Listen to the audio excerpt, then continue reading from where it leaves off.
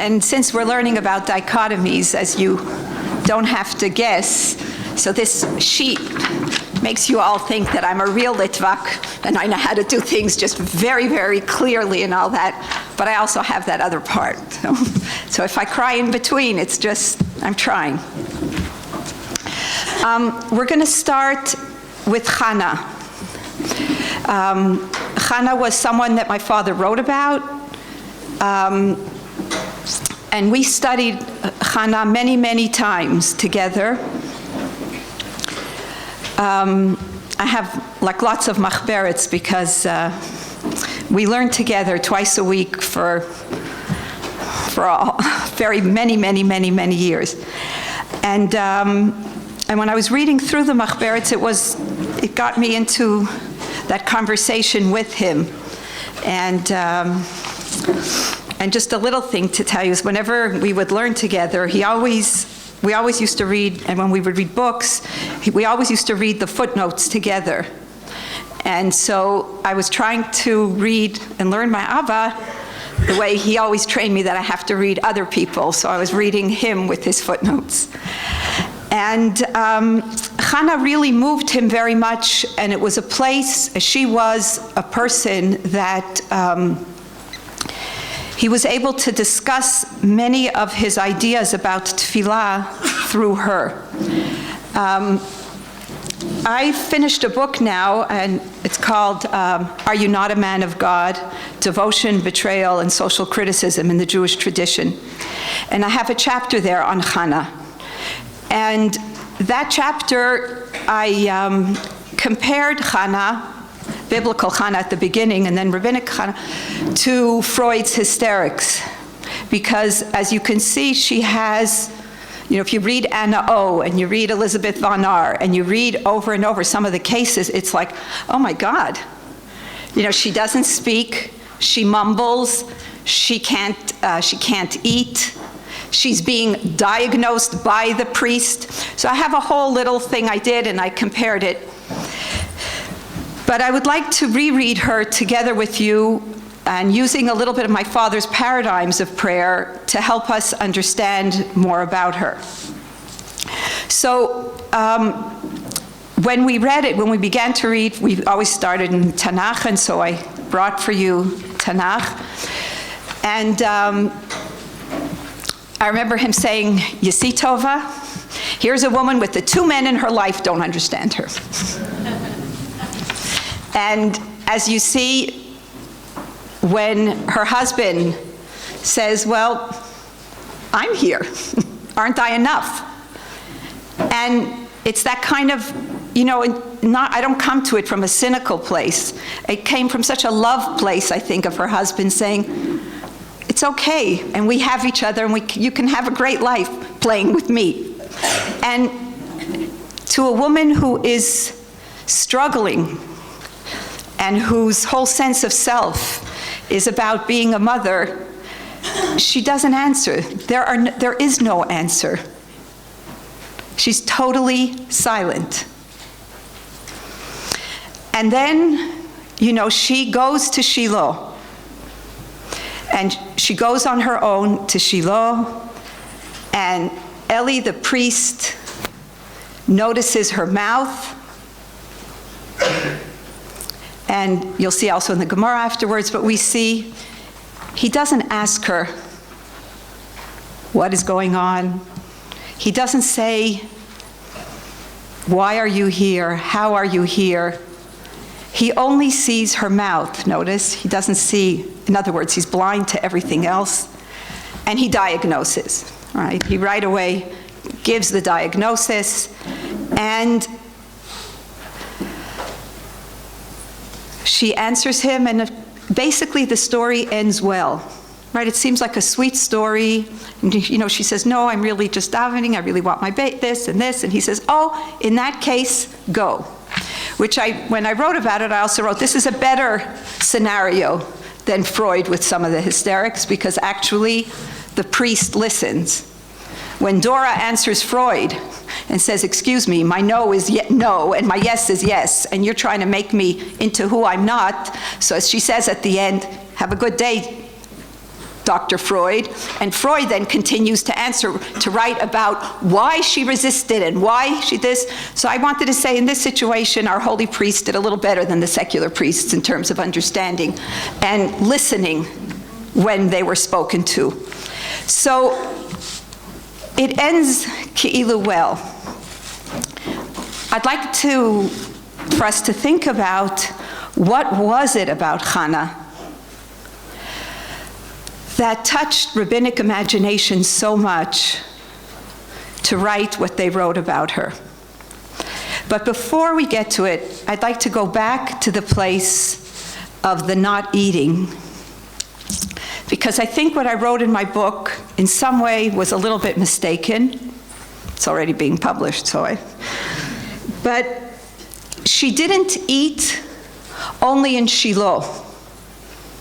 She wasn't anorexic in the sense of all over resisting, she didn't eat. She did not eat the sacrifice. And I'd like to suggest when we read Chazal afterwards and when we read some of these dichotomies, she did not and could not swallow that form of prayer. If that kind of prayer can't hear me, I can't eat it. I can't digest that. And if we talk about then the two kinds of prayer that there are in the story, we can speak about the prayer of Hannah and the traditional prayer of what everybody did when they went to these temples, and they did it through sacrifice with the priest mediating. And that was what we would call structured, fixed prayer. And we know that she still needed to go there, right? She knew that the way her husband spoke to her, and then ultimately afterwards the way the priest spoke, her prayer was not included. And so her resistance, I think, was, I'm not eating, I can't. It's like she literally could not swallow it. And for some reason also we have to know she felt empowered enough to say, I'm going to the temple. I'm going there. That's not off limits for me. And I'm going and I'm praying the way I can pray. And if my prayer is ineffable, and if you don't get me, that's your business. And so I think here we see when we're using like my father's not just my father, but that sense of structured prayer and, Tfilat Halev, we see it mamash in Hannah and in her relationship with the structured prayer and those who represented structured prayer. I think it's also interesting to note that even in Shmuel, Hannah speaks, it's two prayers. There's Shmuel Perek Aleph, and there's Shmuel Perek Bet, where it's very hard to figure that this is really her prayer. And basically what it is in Shmuel is a traditional prayer that other people said, and we have examples of it throughout the prophets, and she's speaking their structured prayer. So we also have actually in Shmuel those two parts. In Shul, before Rosh Hashanah, or when I speak on Rosh Hashanah, I very often bring in Hannah in the sense of, it's so striking that during davening in Rosh Hashanah, it's such a structured prayer. I mean, the beauty of it is that, we daven the way we went when we were little and we went with our grandparents. We all know it, but it's so structured, and yet we read Hannah.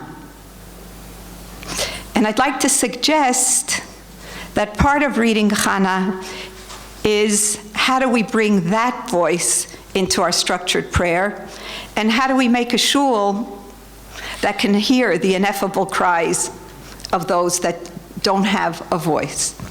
So I'd like to bring that now into Masechet Brachot, and what's so interesting there is, for me, is that the rabbis don't begin with the question, why bring in Hannah, what is it? They just They give it to us. How many halachas we can learn from Chana. So I'd like you to open that place.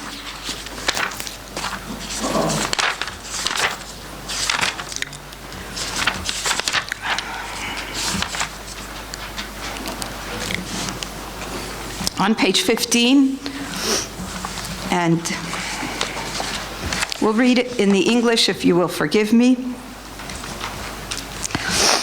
And just begin, how many important laws can be learned from these verses relating to Chana?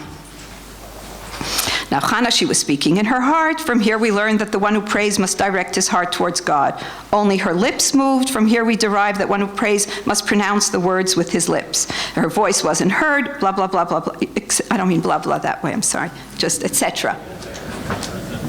So what, there's a lot of discussion as well in feminist literature about when a woman, an exception to the rule, is presented. And the question is she presented to be appropriated under halacha, saying, okay, this is who she was, but this is really who she is? And that's one question. And many who have written on Chana speak about it in this vein. She's really brought in to be silenced. There's another question about this and another discussion about it. Rachel Adler speaks about it and many others. Is this one of the places in which the rabbis are trying to bring it to show something that happened in the temples and to say, well, the temple has been destroyed. This is how we pray. It's sort of just to say this is one of the ways in which we can make our tefillah. And that's what they did then, and this is what we're doing now. So again, it's that same, what do we do after the Churban? It's this kind of davening. And I would like to suggest that Chana is brought in because Chana and the way she davened and some of the sensitivities that we'll learn that Chazal put in her voice of serious social criticism, was something that could be read as something that was important to Chazal. It's not uvda, everybody will take from it if they agree or not. I'd like to show how I get there and that it's not only apologetics, but I think that, first of all, if they wanted to choose one of the Chanas, they could have chosen the Rot Chana from Shmuel Bet. There are two Chanas to choose from. So they dafka chose the one where she is totally her own private, ineffable cry. And I would like to suggest, as you read, if you'll read with me in that lens, is that the price of fixed prayer is not something only that we in modernity have made up. What are we going to do? This isn't relevant. Oive will bring in poems. But that this is something that is really so much part of the tradition and something that they carried with them so much that dafka, when we're halachicizing tefillah, we have to keep in mind Chana. We have to keep in mind the Chana that wouldn't swallow and refuse to swallow traditional prayer. We have to keep in mind the Chana, and that's a way, if you remember, my father used to speak Achana, the Chana, like he'd speak the Moshe that I like, or the Abraham, the God that we like. So I'm trying to, as best as I can.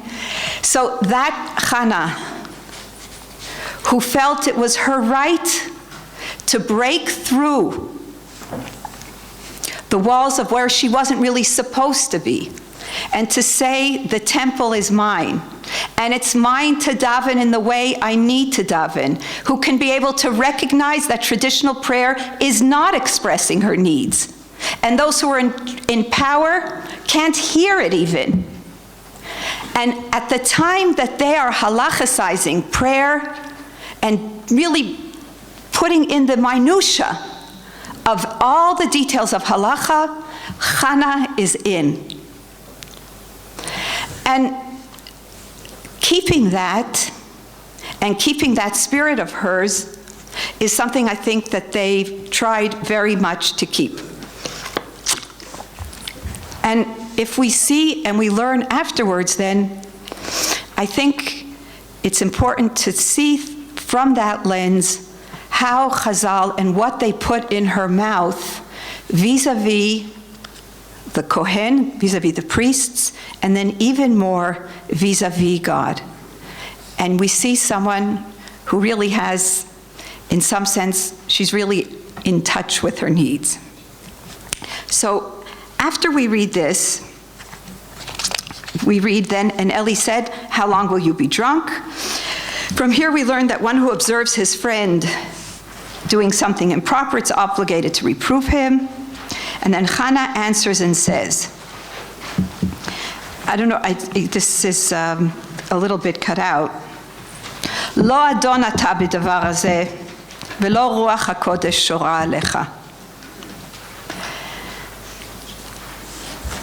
That a woman who's has no standing was given the voice to say to the priest, it's not written in the Torah really, the way they enlarge it, Chazal.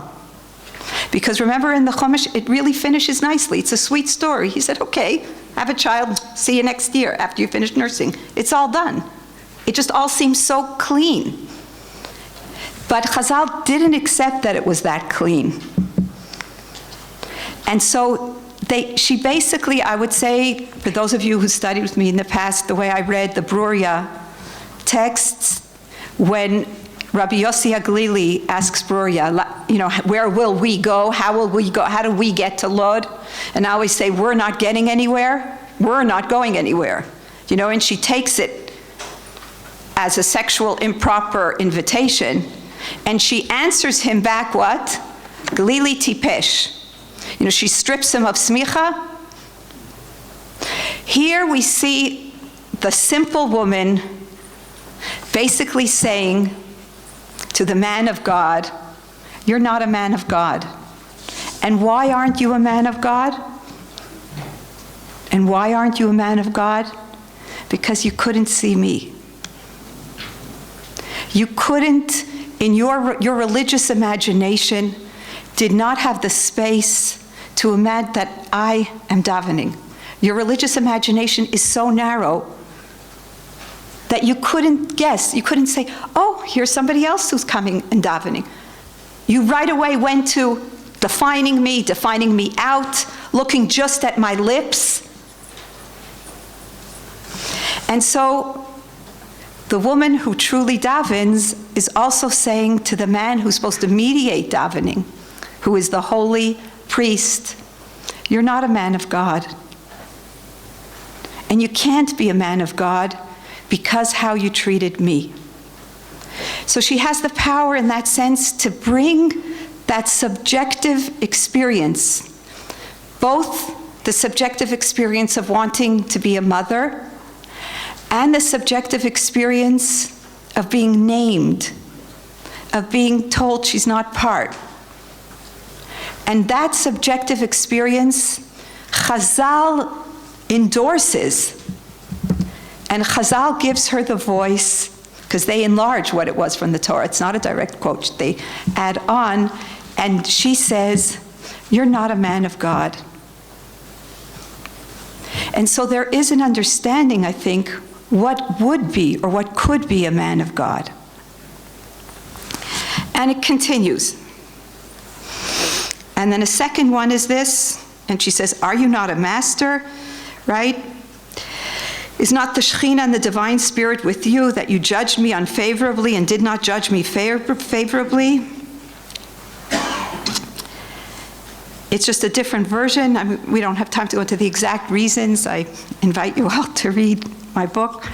But it's a continuation of there's a disparity between who you are, or the title you have, and the lack of ability to see me.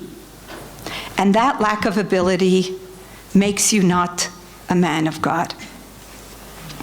And Chazal puts that voice in her. It is she. It's not Hashem coming down and saying, Eli, how did you treat? They give her that voice. And her holding on to that subjective reality of, if you didn't get me, God's not in you. Okay?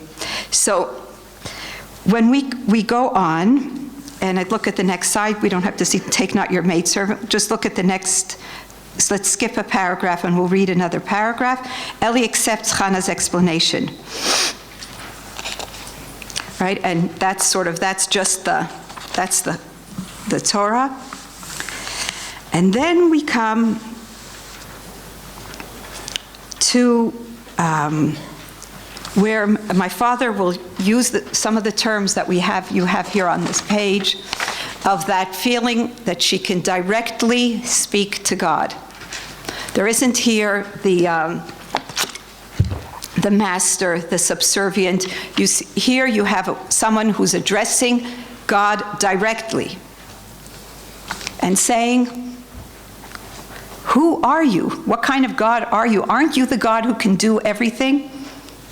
And addressing him sort of in the way that we've been trained to believe that that's what God is supposed to be. And that's how she addresses him.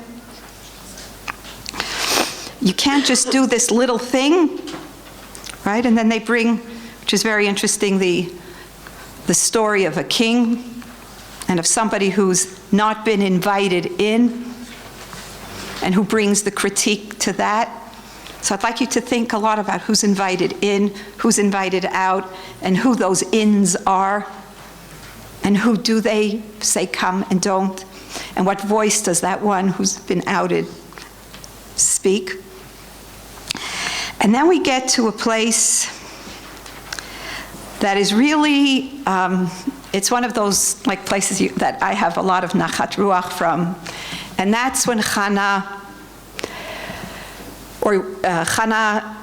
basically takes God and the whole tradition to task and says, guess what? I'm going to force you.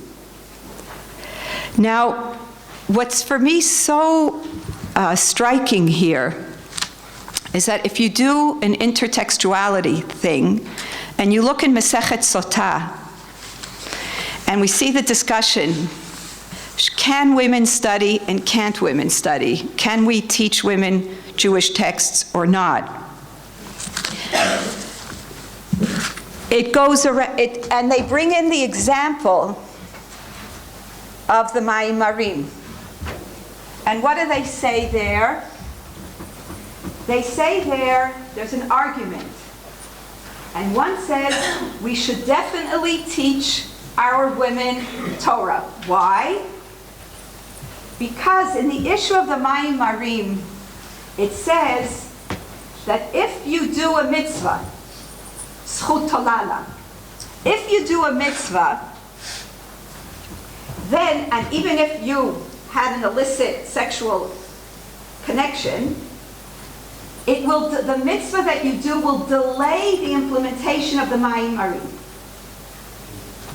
So, according to one, there said, we have to teach women the halachas. Why? Because if we don't, and she will have done something she's not allowed to do, but then she'll do a mitzvah, she'll give like a little tzedakah afterwards, then she'll drink the waters, nothing will happen to her, and she'll think that there's nothing wrong in doing what she did, because nothing happened to her. So we have to teach her in order for her to know that it's only the zchut shetolala, it's only the mitzvah that she did that delays the punishment. The other person, Rabbi Eliezer there says, we may not teach women the halacha, Because what are they going to do with their knowledge? They'll have affairs, and every time they finish, put again a little pushka box, their affair pushka box. They'll do what they should do and then put tzedakah, tzedakah, tzedakah. And then they'll use the system. They'll use the system in order to live a dishonorable life, and be okay. I would like to suggest that maybe some of the editors of the Gemara or some of the rabbis were not so moved by that conversation. And they put in the mouth of Hannah what? Guess what? I know the halacha. And guess what I'm using it for? I'm using it to get pregnant. I'm using it in order to force your hand, Hashem. Because the pasuk says, right? And then when she is not, she drank and she is shown to be okay. She goes home and has a baby. So I would like you continue to see that Chazal brings Hannah in the Talmidat Chacham, and the rabbis are saying perhaps learning does not necessarily bring you to that twisted place. It's almost a little bit, excuse me for saying, a little tad of a projection of some of those who wrote on what could happen. And I don't think everybody thought that that was the way it had to be. And what is interesting for me is that they gave it to Hannah to be the one to say, I learned, I know, and I'm going to use my knowledge in order to live a fulfilled life as a woman in her understanding and to become a mother. Now, the rest of the sections, until we get to one other place, is what I would call, what my father would say always, Tova, here you see the rabbis got scared. That's a term he would so often use when he would show how they would, how do you say te'uzah? I beg your pardon? Audacity. Yeah, the audacity of Chazal, and then all of a sudden to stop. And then they go into this pilpul, that's not really what it is, and if they didn't really mean that, because then they ask, oh my God, what's going to happen? The others start saying, people are going to be doing this in order to have babies? Like as if that's such a terrible thing, but oh my God, what's going to happen? And then they go into this whole pilpul of, no, it's if they were going to have a girl, they really actually have the boy that she really wanted. If it was a short boy, he'd really be a tall boy. They go into that kind of almost caricature-like explications of this issue. And Bemet, when we learned, and I have it in my machfer, those were his words. He says, you see, Tova, here the rabbis went scared. And I would just like to go to the end of it, where again, she stands before God in your page 20. On the last paragraph,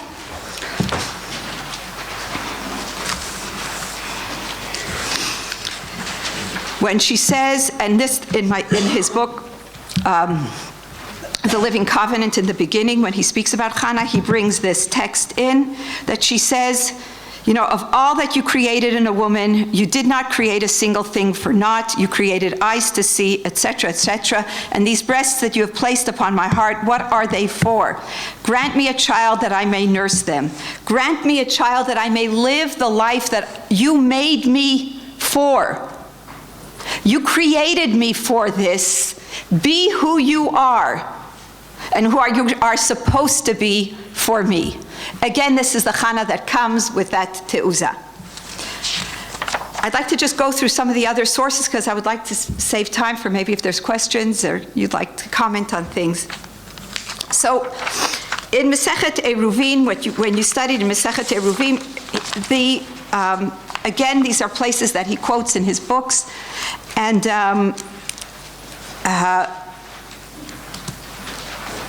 There's the sensitivity there that our subjective experiences influence whether we can daven or whether we can't daven. And this voice is kept alive in so many of the places where prayer is discussed in the Gemara. Even if they chose at the end, and even according to the Psak Halachas, they left very few people patur from davening. But it's important to learn that though that is almost the end game, but that the process that they got there was a sense, if I've been traveling, I can't focus. There's so many times that will disrupt our ability to daven with the way we're supposed to daven. And that voice was kept alive all throughout, even if ultimately Psak Halacha was much more limited in terms of who was allowed to and who was not. I brought the Rambam's, the Tshuva L'Ovadia Hager, in this context of prayer. Also, since I'm little, my father used to teach it to me before Shavuos and throughout. And most of his emphasis was on the difference between the Rambam and Rihal, in terms of was Jewish something genetic, or is it a chosen faith? And that was most of the time when he discussed this, it was in that perspective. But in recent years, when I learned with him, I said, Abba, I think it's really about tefillah. And we started looking at it through that perspective, and Bemet, he wrote about it later like that. And that is, someone comes to the Rambam. He's probably about tefillah, and he comes and he says, can I be about tefillah? And my father writes, and that obviously, when you ask, can I be, it's because someone said, what? You can't. Someone decided, there's only certain kinds that can be, and you're not really one of us. And so he's asking. Now, I think if you could turn, it's on page 28.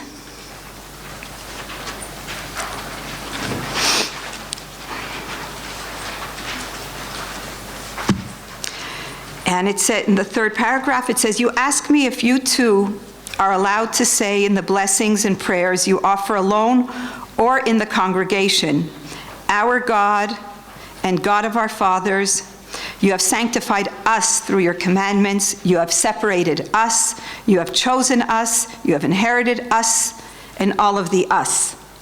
Now we know that a very central part of tefillah is the us moment, that we don't pray only for ourselves. We always pray in the we. Heal us, redeem us. It's not that private moment of just look at me and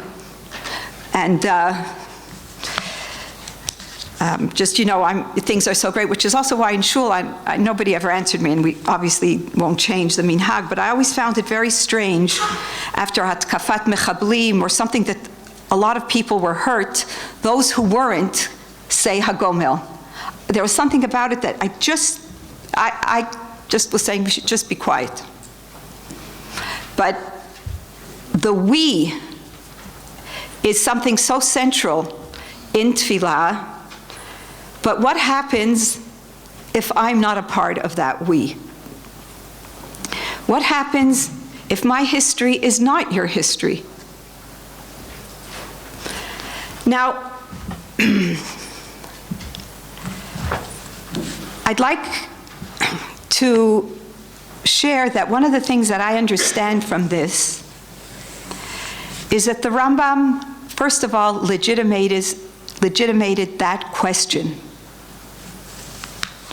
That the words don't reflect who I am. The Rambam could have just said straight, halacha, goodbye. This is the tefillah, that's goodbye. So again, that question, whether tefillah, if I can be honest and say all the words, is something that people have thought about for a while. And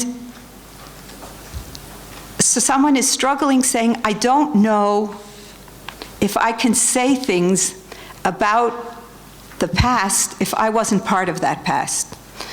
I'd like us to enlarge that a little bit, and how can I say things of the present if I'm not part of that present? But you'll take that where you would like to take that. And so the Rambam answers him, and what does the Rambam say? Could someone read it? Or, oh. Yes, you may say all this. Could someone read it out loud? I'm willing. Yes, you may say all this in the prescribed order and not change it in the least. In the same way as every Jew by birth says his blessing and prayer, you too shall bless and pray alike, whether you were alone or pray in the congregation. The reason for this is that Abraham our father taught the people, opened their minds, and revealed to them the true faith and the unity of God. He rejected the idols and abolished their adoration. Right. He brought many children under the wings of the divine presence. He gave them counsel and advice, and ordered his sons and the members of his household after him to keep the way with the Lord forever. As it is written, for I have known him to the end that he may command his children and his household after him, that they may keep the way of the Lord to do righteousness and justice. Ever since then, whoever adopts Judaism and confesses the unity of the divine name, as it is prescribed in the Torah, is counted among the disciples of Abraham our father, peace be with him. These men are Abraham's household, and it is who converted them to righteousness. Okay, continue. In the same way as he converted his contemporaries through his words and teaching, he converts future generations through the testament he left to his children and household after him. Thus, Abraham our father, peace be with him, is the father of his pious posterity, who keep his ways, and the father of his disciples, and of all proselytes who adopt Judaism. As you'll see here, this is different than the way in the Zohar when they speak about what is the sense of when you convert now, you're actually connecting to something that was way before you. And in the Zohar, it's that these neshamot were up there waiting to be adopted in your body. And it's a very different emphasis than here. But so here he's saying what? Do it. Because you are a part. You are us and we are you. Okay? And then, Therefore you shall pray, our God and God of our fathers, because Abraham, peace be with him, is your father. And you shall pray, you who have taken for his own our fathers, for the land has been given to Abraham, as it is said, arise, walk through the land in the length of it and in the breadth of it, for I will give it to you. As to the words, you who have brought us out of the land of Egypt, or you who have done miracles to our fathers, these you may change, if you will, and say, you who have brought Israel out of the land of Egypt, and you who have done miracles to Israel.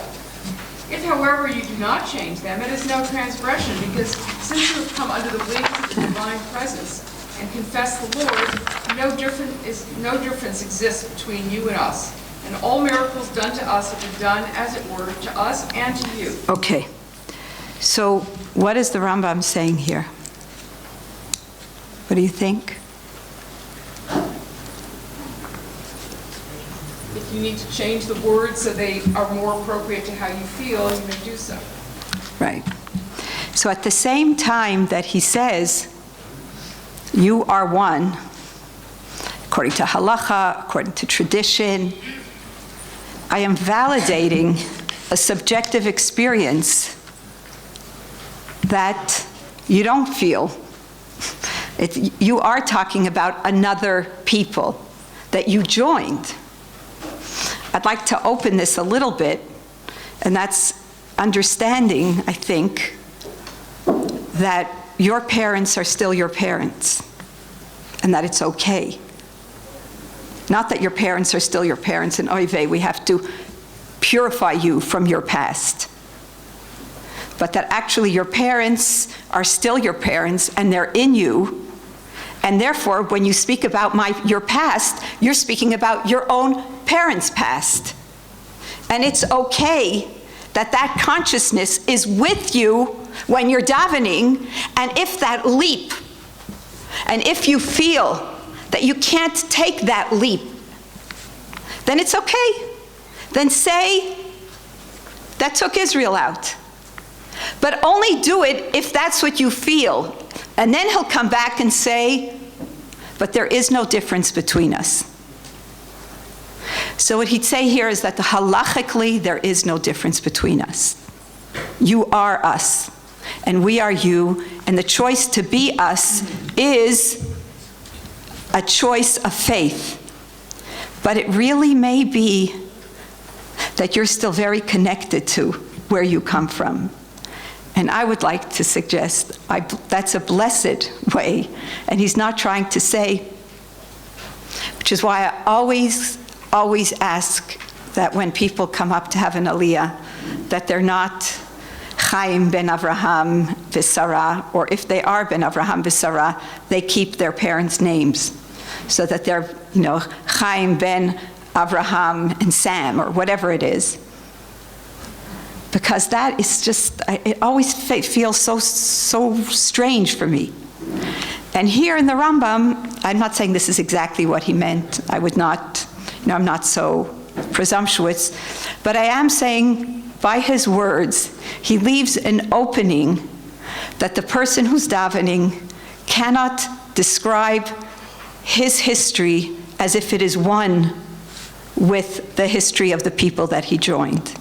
And he says, he doesn't say tipesh. The Rambam also was quite, when he felt like it, he used some of those very endearing terms to peoples. And he didn't. At first, he just addressed and says, you're one of us. But if this still doesn't convince you in that real place of kavanah, and in that sense, you cannot halachicize kavanah. You can do many, many things. But if when you're saying something and it's not reflecting your understanding of yourself and your past, you don't have to necessarily say, what's wrong with me? Right? We always say that, I always teach that the definition of insanity in my psychology classes is when you think you're the only sane person. And I always tell them, but your job as psychologists is to sit with that little child and make sure that you mirror that she's really okay, and you'll hold her hand throughout. So there isn't an attempt here to twist Ovadia into a consciousness that is not true to himself. And he leaves the halacha, okay, you can, but he also gives him a halachic possibility to say, describe something else, someone else's history, and stay with who you are. Now, I just want to do this for the place of the dichotomies, is that the Rambam doesn't agree with himself completely. And in another place in the Mishnah Torah, he has a completely different answer. But that's just the same double voicedness of the Rambam in other places. I would like to get to the last makor, and that's the one in Masechet Yoma that I think all of you who have heard it, and heard it many, many times, who have learned with my Abba.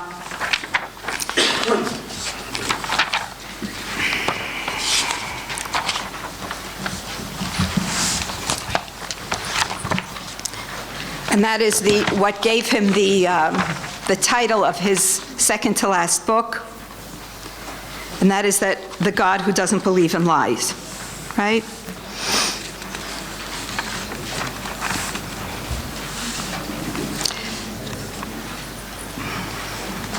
And here's where he relates to the Anshe Knesset HaGdolah on page 7.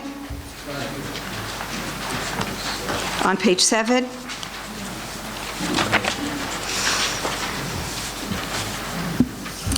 And, right?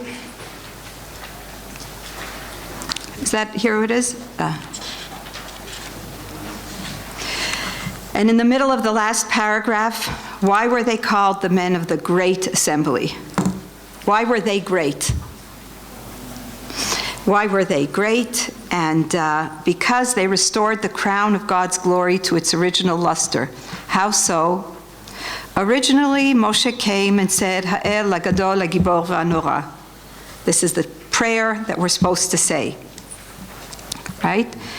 And then came Jeremiah and said, behold, strangers are croaking in his sanctuary. Where are the displays of his awesomeness? He therefore did not mention awesome. And then came Daniel and said, behold, strangers are enslaving his children, the Jewish nation, these 70 years of the Babylonian exile. Where are the displays of his power? He therefore did not say powerful in his prayer. In other words, there is a fixed prayer of Moshe, the prophet, and two later prophets say, I don't know how you can say this about God, but I can't. My living experience does not enable me to speak these words because they're a lie to me. Are any of you also very hot? I just want, can someone go, does someone have a kesher with those in charge? And add some air? Okay, thank you. My subjective experience is feeling very warm. Thanks. Just a little bit of ruach. So, in other words, these two great prophets are changing the words of the prophet Moshe Rabbeinu. They just are doing it. Why? Because I just can't say those words. My reality, my subjective reality, does not reflect can't say those things about God if that's not what's going on. And then, though, Chazal say, but the reason they're called great is what did they do? What did they do? They gave new meaning to old words. Right? They gave new meaning to greatness. Greatness could mean what we all know it means, instinctively, but it can mean something else. And according to the rabbis, this is why they are great. So, up till now in the sugya, it's really coming down on the part that the greatness is the ability to keep tradition and to give it new words, to give it new meaning, to keep the nusach, and to give it meaning for all the reasons that we will think of. And there's many of them. And then I'm just going to paraphrase this because I really wanted to get to questions. And then at the end, they do have to say, well then, how could these two prophets then go against the master prophet? How could it be? And then at the end is, because why? The punchline?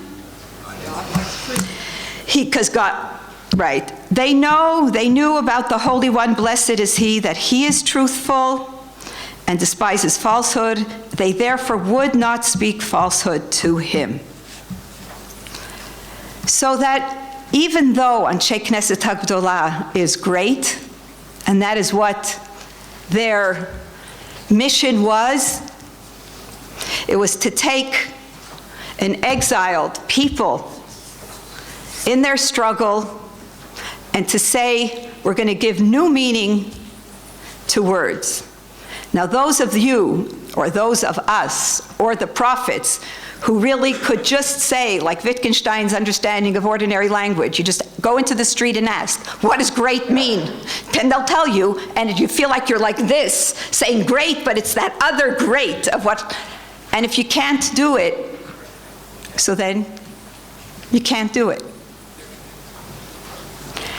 And this was, as I think many of you who have studied with my father for years, this was one of his sugyot.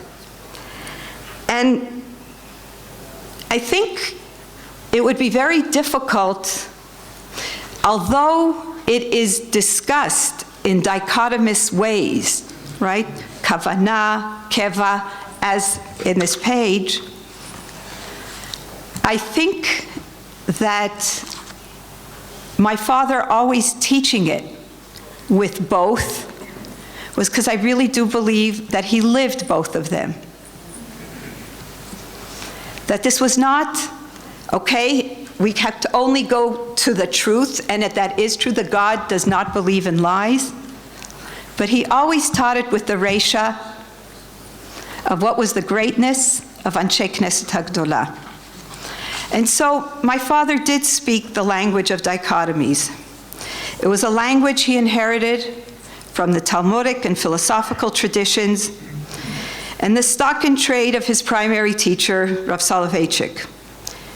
And he argued with Leibovich over a very long time. And sometimes I would say, I think he protested too much. When you continue to argue with someone for so long, they are more than just a foil or a platform for you to articulate your own ideas.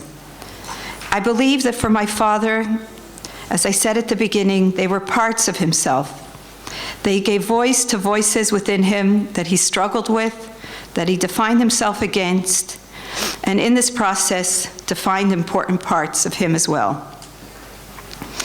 So that ultimately, considering his work more broadly, I'd like to suggest that perhaps he himself was not as dichotomous as it first appears. Dialectics were a helpful tool of thought, but they did not express or contain the entirety of his religious vision. Indeed, while he outlined the opposing sides of Maimonidean and Soloveitchian dichotomies, explaining which side these thinkers came down on the matters that mattered to them most, he also spoke of Maimonides and Soloveitchik living with the tensions between the two sides, and of Soloveitchik, in a sense, living within the dichotomies he appropriated so passionately. He writes of what it means to be nurtured by many traditions, by each of these thinkers, and by himself. I think that in a deep way, whether or not one agrees about Maimonides or Soloveitchik, this claim revealed something profound about himself. The way he lived within the tensions he taught about, that amidst his passionate advocacy for adequacy over insecurity, for dignity over self-abasement, expression over self-effacement, and assertion over self-negation, he knew both the experience and the deep spiritual significance of the values he critiqued. This intuition is based largely on listening and on experiencing and watching him, of watching him pray and listening to how he talked about what it meant to him, of hearing the way he davened at the end of Yom Kippur. There was that embodied tension of structure, form, personal expression, adequacy, and unearned grace. Of listening to him repeat, almost like a mantra throughout his life, one of the paradigmatic dichotomies of Jewish thought. And that was 6 days a week we work, we toil, we create, and on Shabbat we rest, we submit, while making sure to emphasize that this thought was incomplete without a final nagging question that he always, always asked. And that was, will the person who observes Shabbat think differently about throwing toxic wastes in the water during the week? How will we behave to our workers in the middle of the week? And in other words, how will the person who lives with the consciousness of Shabbat, on Shabbat, think differently, behave differently than the one who doesn't the rest of the week? Thank you.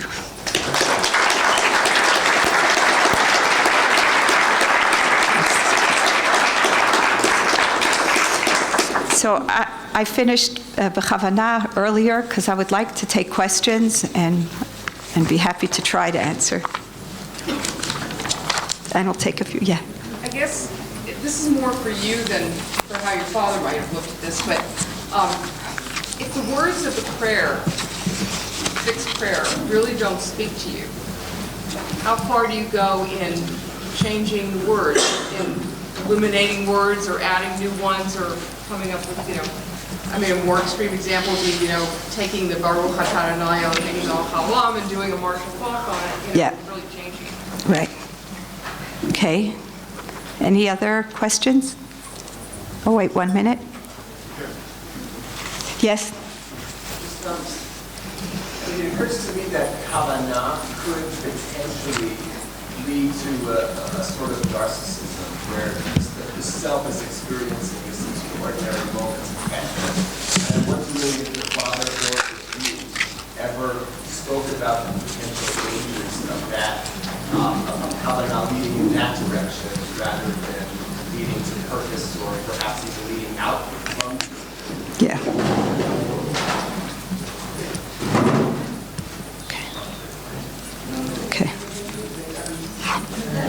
Okay. Okay, is there any other question that you'd like? Yes. As I mentioned to you earlier, did your father grapple with the need to add a third pillar to the Kava and Kavanah bipolarity? Kava sticking strict to practice, Kavanah looking deeply into each word, and a third being perhaps using the word as a launch pad into engagement, into transcendence, which does not seem to be fully encapsulated the other two. Okay. Okay. So you asked me, in my opinion, about fixed prayer and how far does one go to change. I think that one can go changing, and I think we've always changed. I mean, the question is not halachic, because halachically we obviously can change. And Danny Sperber wrote a beautiful book, if anybody's interested, in articles on halachic basis for changes, and there were all these very sweet examples of rabbis in Italy who each dealt differently with the brachot of Shalom Ani Isha. And, some would, when they got to it, would just mumble it and keep it under their breath. Some skipped it over. Some wrote other ones. And it was very interesting. Reina Batya, who is one of the wives of the great rabbis in the last century, who was a Talmidat Chacham, used to say what was so horrible for her was not only did she have to hear the men saying, Shalom Ani Isha, but she was supposed to answer Amen.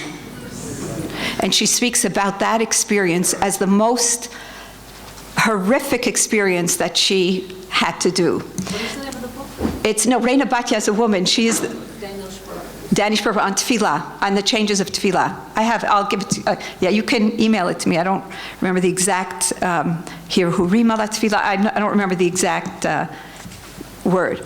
So, the question really is not halachic, though it also is, because what becomes custom just becomes custom. And how do we change and what do we change? And I do feel that words, as we all know, mean something. And they do, and they affect, and they can hurt our heart and hurt us in many ways, and they define reality. But I also am pulled by the idea of saying the same things that many people said before me, and that idea of standing in that place is very meaningful to me. In my book, you can read it, I'm not pushing it, my other book on feminism encounters traditional Judaism, I have a chapter there on prayer. And there I speak directly about changing prayer or not changing prayer, and taking out the male imagery. And for what it's worth, I know it sounds very apologetic, but I do think that much in feminist literature has been to enlarge what we mean by the maternal. And that the maternal is not necessarily women, but it's a way to be in the world. And when we use the word melech and such things, I'm wondering if we're doing the Feuerbachian thing of projecting onto God our images of hierarchy and our images of the way men and women have to relate to each other. And I'm asking, is it possible to think that if we do tikkun here, between us, when we use the word melech, we may mean something else. And when we use the atah, we may mean something else. Now, this does not take away the question, and I'm not trying to not deal with it. I think we need to add prayers. I think we can take out. I mean, that's not the question. But I do also know that kavanah takes a lot more work than changing the words. And sometimes I would get concerned that we think we have a beautiful poem, and it is beautiful. But I don't think that necessarily makes for kavanah. I can appreciate that sometimes some words block us from the possibility of kavanah. And I get that, and that's why I brought the Tshuva L'Ovadia Ger, because when we can't then daven, we can't daven. But I would be concerned to have said, okay, now that we've adopted this beautiful poem, then we have no issue with kavanah. And then I think we get in trouble. Your question about kavanah leading to narcissism. In one of these pseudo Hasidic evenings that I went to, and they were speaking about a great Rebbe who went into and they spoke about that they went into he was meditating for months in the snow, and he was so much suffering, but he was really trying to pray. And me in that basic question just was, did his wife just give birth? Who was dependent upon him in his trip into self-exploration? And that's the question, I think. I mean, so much of tefillah and kavanah and tefillah is in the we, because I think there was an understanding that there has to be a place for the I, but we are davening in the we. And it's not stam that one of the halachas about making a shul is what? That there has to be a window. In Masechet Brachot, and that is, we cannot pray in our own little closed, dark room, because we are connected to the outside is connected to us, and without it, our tefillah is not tefillah. And when we daven chatanu, this, they don't mean, I always make that joke that someone's davening chatanu over that guy. Right? It's we're all in this, and we're in it together. And that is why I think it's a real, it's like a medicine to that disease of the me, myself, and I, just the language. Now, when you asked, does keva kavanah are two dichotomies, and will we get to another level and another way of thinking?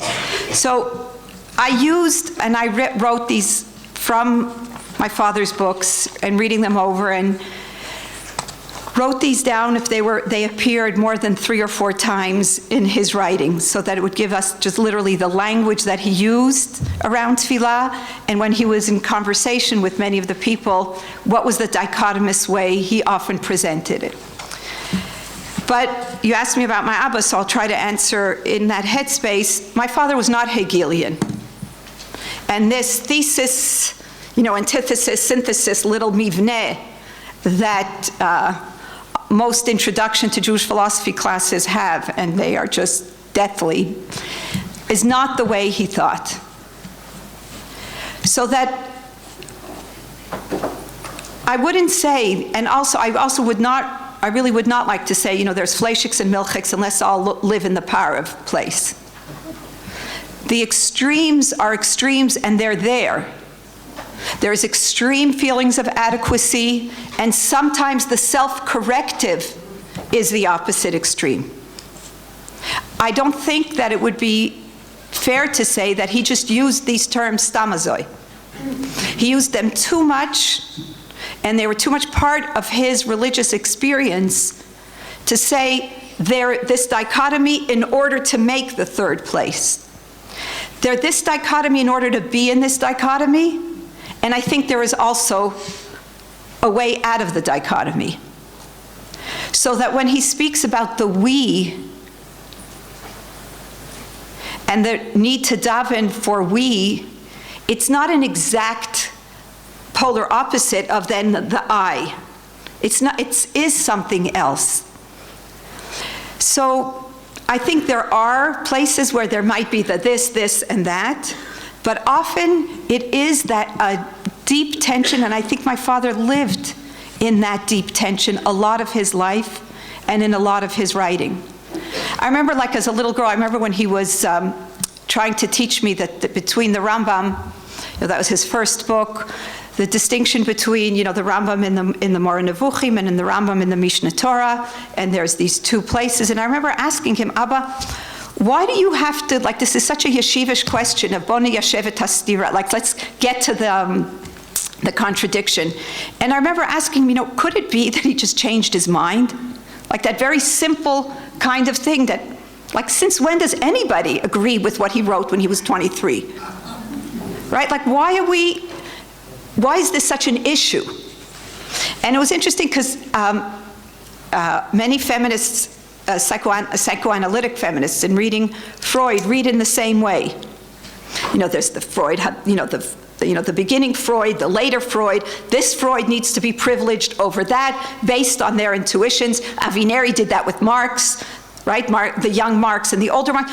There is that in many people's writings, the this and what will we privilege, or how can we get out of it. But I think that how I understand his writing, he continuously went back to these dichotomies. He continuously went back to despair and joy. And so I think there was certainly, the dichotomies do not express the fullness of the tension. And the dichotomies are not that this is what he really meant, or this is what he totally agreed with, and this he didn't. I wouldn't say that. But I would say that that was the way he spoke about his religious life a lot of the time. Are there other questions? Yeah? Father taught that Zionism was a radical renegotiation of the covenant. Right. Why doesn't Zionism demand a new Siddur?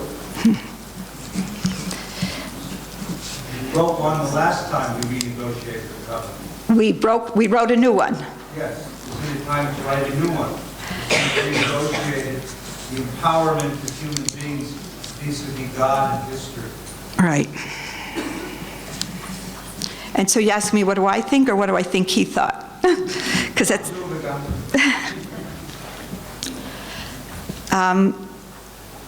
I'm trying to think.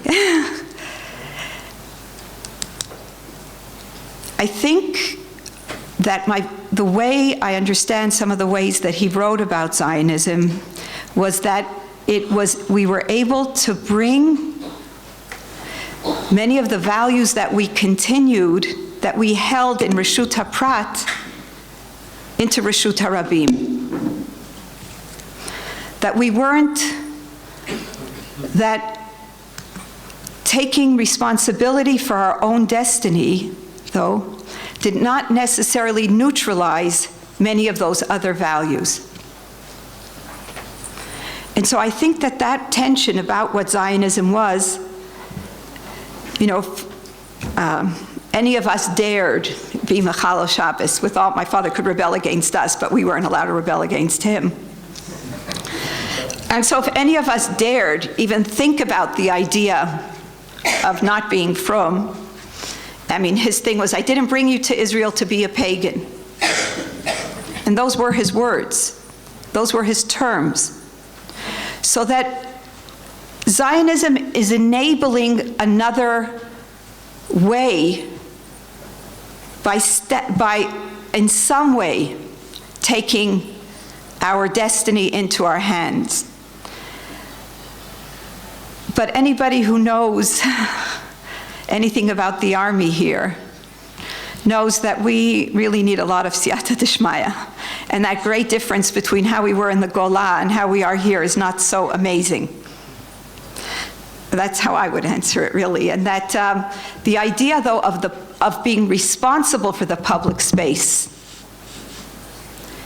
was what I think he kept on. If we bring that we are responsible for the public space. You know, Sidney Morgenbesser, my father's very good friend and philosopher, said, what's the definition of Jewish aesthetics? And that is that beauty is for the goyim. He had a whole list of those jokes, I'll tell it a bit. And so, but what it was saying that the outside land, we are responsible for its beauty. You know, we don't just do sponja in our little houses, but we do care about the trees. And it's very strange because if you take a helicopter over Israel, you can almost identify some of the Haredi neighborhoods because there's no trees. Because the Reshut HaRabim, they still haven't owned. So in that sense, the beauty is not, we do own Reshut HaRabim, and how we will walk in that will define how we are as a Jewish people. But I don't know how to, I don't think that I don't think we need to write a new covenant. I think we may need to live better as the Jewish people here, but yes. Just to push you a little further on that previous question, you take one example. What would your father have to say, what would you have to say, or how do you feel about the prayers that pray for the restoration of sacrifice in a rebuilt temple, especially knowing that we're living beside people who believe that very literally? Yeah. People who believe that very literally, or I thought you were saying the restoration of our temple would mean the destruction of theirs. What were you saying? About Haredi, who pray that and really want that to happen. Yeah. And yes, take away the mosque. Okay. Look, look, the Rambam himself said, right, that korbanot are the first stage. That this is how you learn, according to the Rambam, how God was a wonderful educator, right? He took us from the mind space of sacrifices and just gave us sacrifices to the right God. He didn't bring us and leap us over to these next stages of worship, tefillah and dumiyah, which is even higher, right?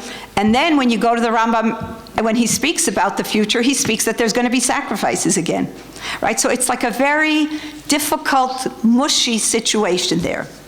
You can go and say, so use Leo Strauss's thing that it's persecution in the art of writing. His real beliefs is here, and this he just put a yotze zayin, and whenever it will be, we'll figure it out. So you can say, I mean, it really shows that he didn't believe that there would be any, because he does say, you know, that in the future, the only difference between what is now and is the future is shiabud malchuyot. That the Haredim daven that the korbanot should come back. Yes. You know, I could say that they're davening for their understanding of restoring God. Amamlechet kohanim v'goy kadosh. And the language they use and but if you genuinely ask them what they mean, I think they would all say that, you know, that when God will be in history again, in the way they would like it to be, that what my father, I really don't know what, you know, I think that he, just say in practice, he davened Musaf. So in practice, that was the ritual. What it meant. Now, if Anshe Knesset HaGdolah can take great to mean something that we actually have no idea what it means, maybe the sacrifices can mean something else, right? And, you know, there were sacrifices that weren't all bloody. So maybe we will be baking pitas in the future in some form. Yeah, but I don't, you know, I mean, I think that, okay. Any other, yes? So to go back to the dichotomies for a minute. Yeah. There's a word, and I was always looking for on your father's criminal Shalom teaching, and that was balance. I beg your pardon? Balance. Balance? Balance. Okay. And in other words, consider all of these as conflicts or dichotomies instead of going to the third place when we are talking about Shabbat, we bring Shabbat into the other days, do we think of that concept of Yeshua in terms of how we live the other days? And I know in some respects, there are three words that stand by themselves. Right. Wonderment, loneliness, and vulnerability. And I wonder if they are such that there's a balance within them as opposed to the others that are sort of, instead of conflict, continual. Okay. And I'll come right to you. The only balance my father had in his life was his New Balance sneakers.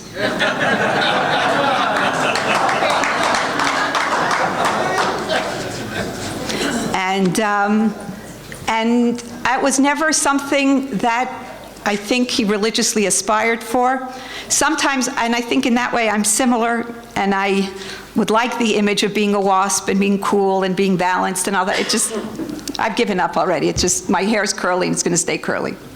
It's just not, that balanced place was not a religious ideal, bichlal, and I don't think psychologically it was in any way a description of the reality, I would say.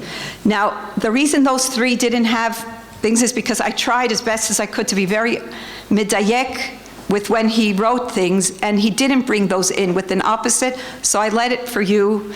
And that's the legacy for you in that real way, is because if, I think those of us who want balance, and it's a good thing, balance, I think it's a great idea, it's one of those better ones, that then it's for you to, how do you find the balance between those or with those?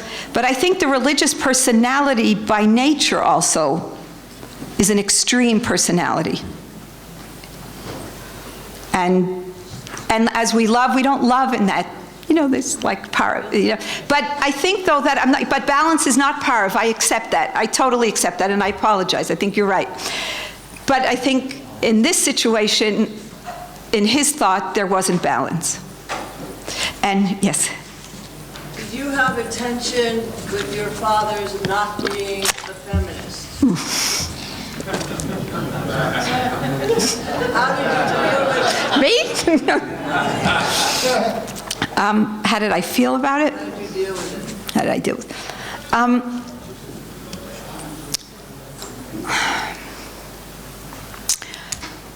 Okay, and this will be the last question. I think I had a constant relationship with my Abba, and I was very, very close to him. And I said what I thought. I wasn't silenced into non-speaking. In his books, as you'll see, his last two especially, he does speak about his adopting a feminist halachic perspective. He mentioned the need to change minyan, the need to change many other things, and so publicly in his writings, he did come to that place. I had many, many conversations with him, if one would use the term conversation. And we learned, and I tried.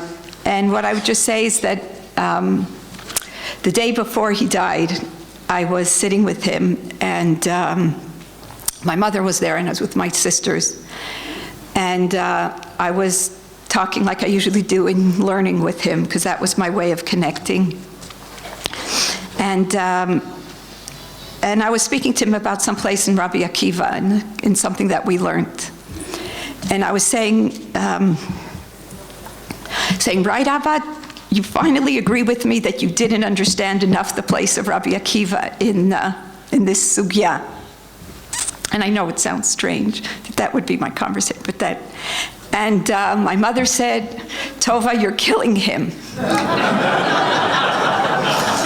And my sister said, Tova, don't you ever give up.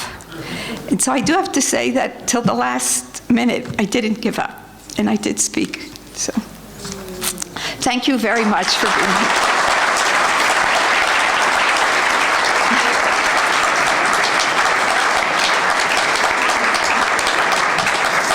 I really want to thank you very much, because I didn't feel only like we're talking about him, but we're talking with him still. So I wanted to thank you very much for that.